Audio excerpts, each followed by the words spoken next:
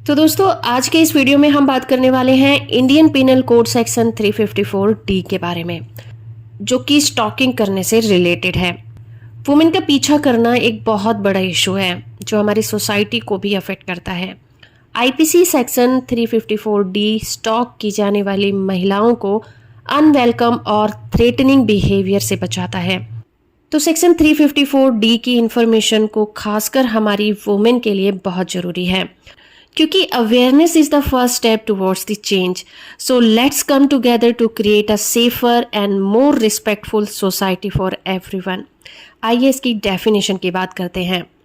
ये सेक्शन दो तरह के कामों को कवर करता है जिन्हें कि क्राइम माना गया है। पहला तो ये कि अगर कोई व्यक्ति किसी महिला का पीछा करता है या उसे पर्सनल इंटरेक्शन करने की कोशिश करता है मगर उस वुमेन का उसमें कोई इंटरेस्ट नहीं है, तो ये स्टॉकिंग का क्राइम माना जाता है। और दूसरा ये कि कोई व्यक्ति जो कि वुमेन का इंटरनेट, ईमेल या फिर सोशल मीडिया को मॉनिटर करने की कोशिश करता है या मॉनिटर करता रहता है, तो इस सेक्शन में उसे भी स्टॉकिंग माना गया है। इन दोनों ही क्राइम्स को छुप छुप कर पीछा करना कहा जाता है।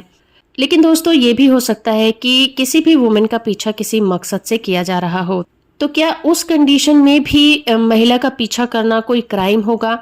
तो इसका जवाब मिलता है हमें आईपीसी के सेक्शन 354 डी क्लॉज 1 में। अगर कोई पीछा करने वाला व्यक्ति किसी क्राइम को रोकने के लिए उसका पीछा कर रहा था या फिर उसे ऐसा करने के लिए गवर्नमेंट या स्टेट की तरफ से अपॉइंट किया गया था या फिर किसी लॉ के तहत ऐसा करना बहुत ज़रूरी हो गया था, तो किसी महिला का पीछा अगर इस मकसद से किया जाता है तो वो क्राइम की कैटेगरी में नहीं माना जाएगा। तो चलिए बात कर लेते हैं इसमें पनिशमेंट के बारे में।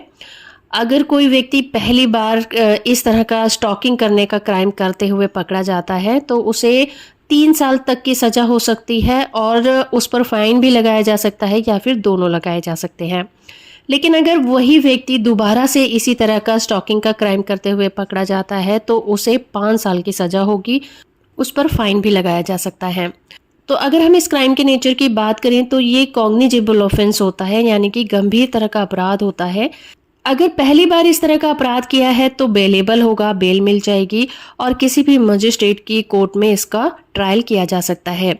लेकिन अगर इसी क्राइम को दूसरी बार करते हुए वही सेम व्यक्ति पकड़ा जाता है तो ये कॉग्निजेबल तो है ही, मगर इसके साथ साथ ये नॉन बेलेबल ऑफेंस हो जाता है, यानी कि इस तरह के क्राइम में फिर उसे बेल नहीं मिलेगी और सेकंड टाइम भी किसी भी मजिस्ट्रेट की कोर्ट में ये ट्रायबल होगा।